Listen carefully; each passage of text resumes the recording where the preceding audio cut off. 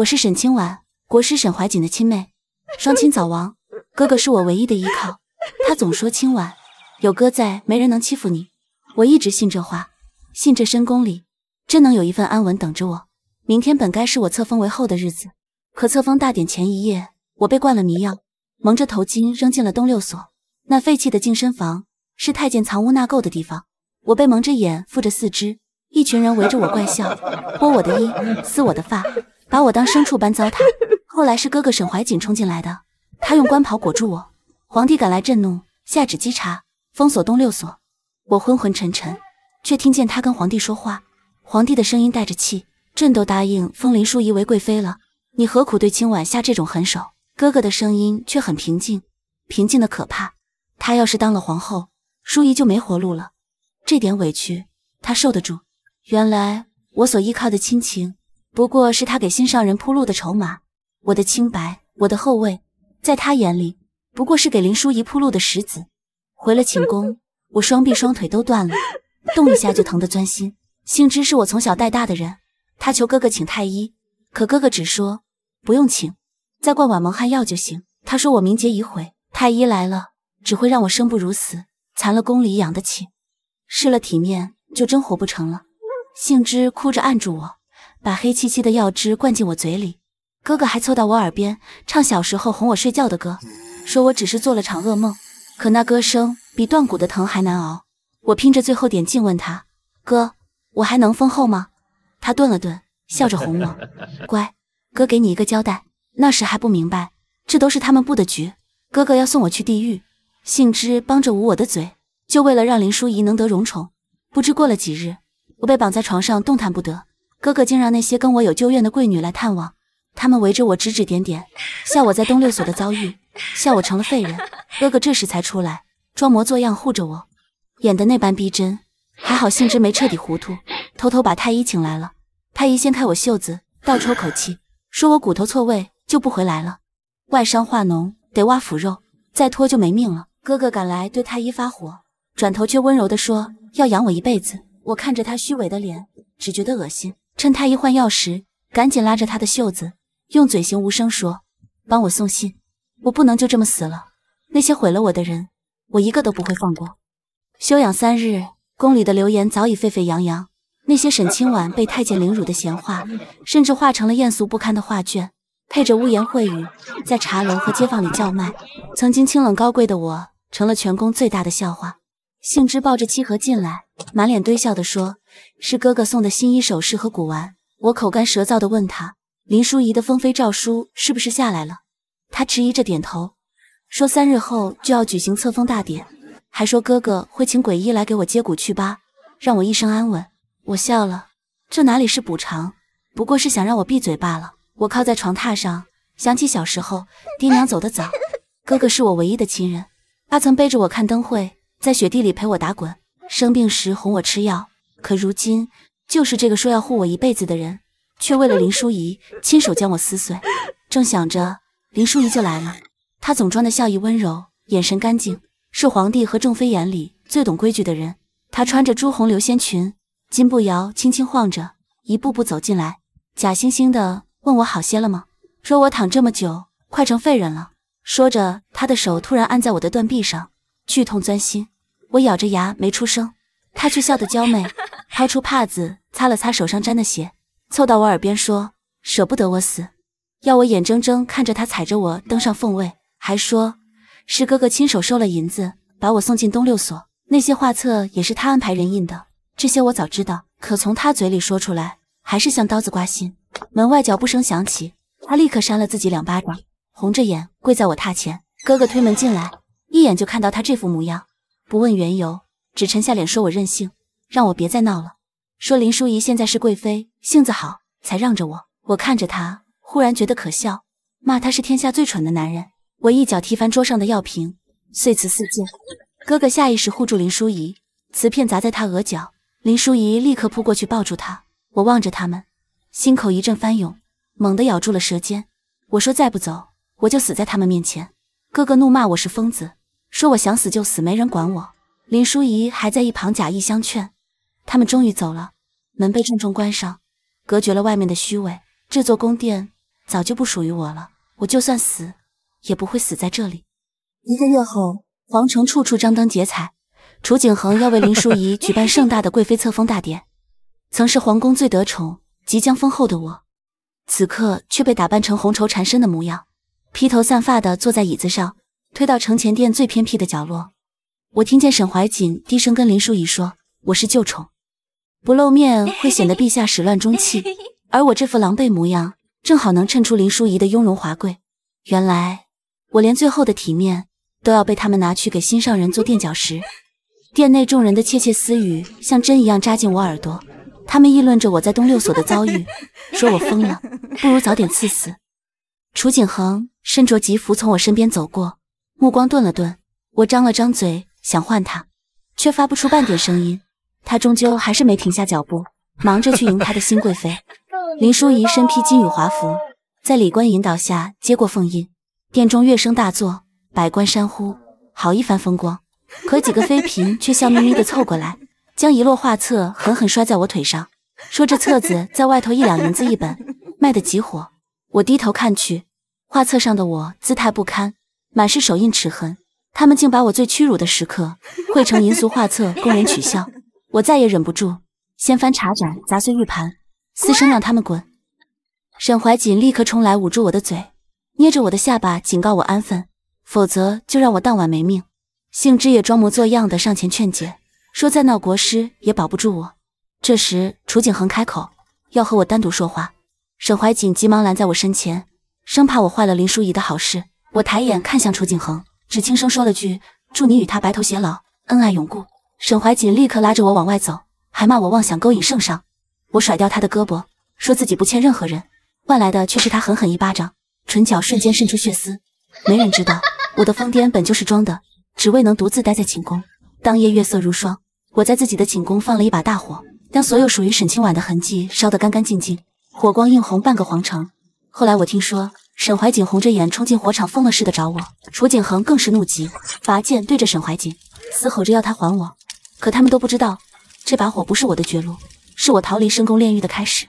那夜我点燃了东宫寝宫，将所有属于我的痕迹都葬入火海，火光借着风势吞没了半座皇宫，映红了半个皇城。国师沈怀瑾，我的亲哥哥，被皇帝楚景恒伤了一剑，嘴角溢血，却始终垂着头不做反抗，只失魂落魄地跪在废墟前喃喃，认定我是不堪屈辱，自焚而亡。新晋贵妃林淑仪，也就是我哥哥心心念念的心上人，匆匆赶来时，凤冠歪斜，妆容尽乱。她不顾仪态，跪倒在楚景恒面前，哭着将罪责揽到自己身上，妄图博取怜惜。可楚景恒只厌恶地甩开她的手，望着漫天火光，眼神空洞，眼底翻涌着迟来的悔意。我的陪嫁侍女幸之，此刻也显露了一丝悔意。见林淑仪还在狡辩，竟上前一把将她推倒在地。就在这时，侍卫气喘吁吁来报，称废墟中未寻到我的尸首，只发现了地砖下逃生暗道的痕迹。这话瞬间击垮了沈怀瑾，他先是疯了般大笑，反复念叨清婉没死，转瞬又抱着头崩溃大哭。他清楚自己无论做什么都再也无法挽回我。他攥着我留下的亲笔信，揭开了我尘封的记忆。8岁那年，我撞见林淑仪的父亲密谋弑君，拼死带着被蒙着眼的太子楚景恒翻过长街，躲入井底逃生。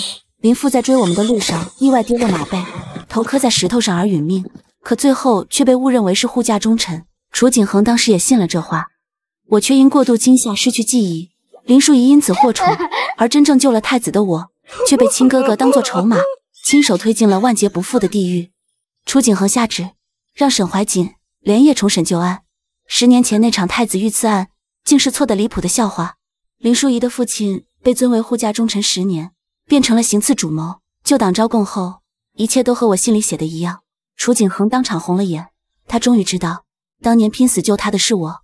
沈怀瑾一夜白了头，疯了似的找当年害我的太监，一根骨头一根骨头的打断。幸之也被这真相惊到了，昏了好几次，醒来只说全错了。给他看诊的太医就是当初偷偷帮我接骨的那位，他手抖着给幸之好完脉，最后哽着声音说，那日我对麻沸散早已无效。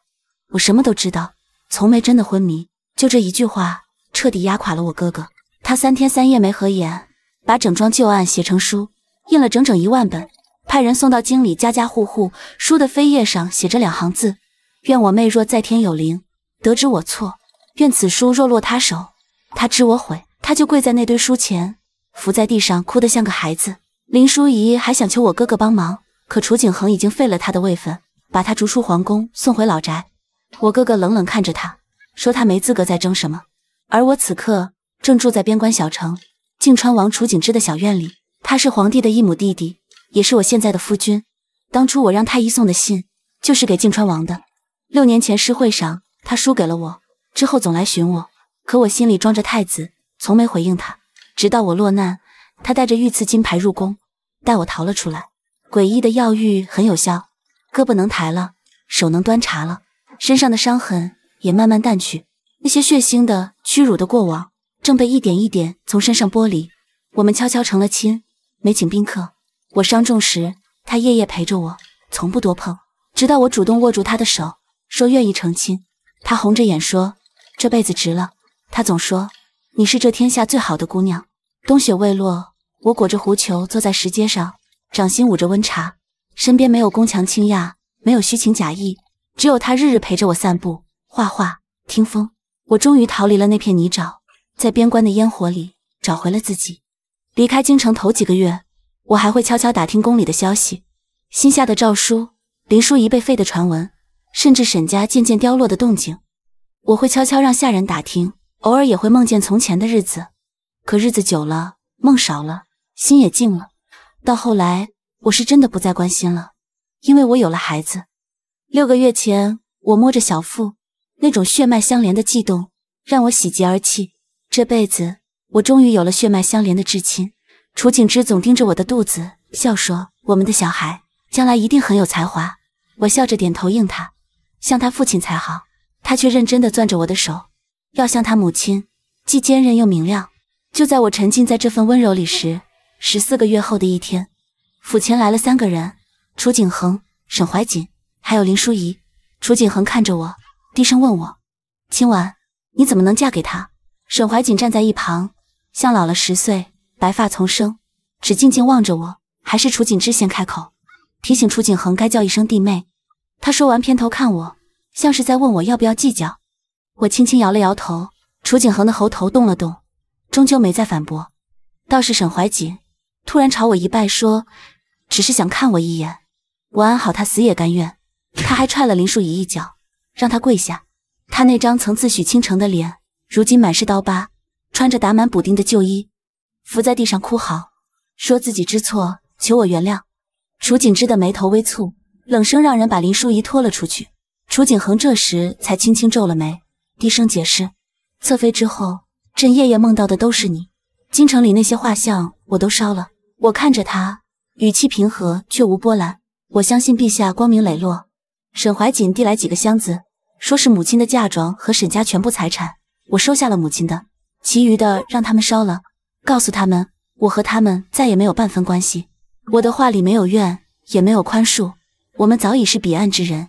我安静地坐回楚景之身边，手轻轻附在小腹上，低声对着肚子里的孩子说：“乖，不怕，娘在。”京城的人走后，日子愈发清静。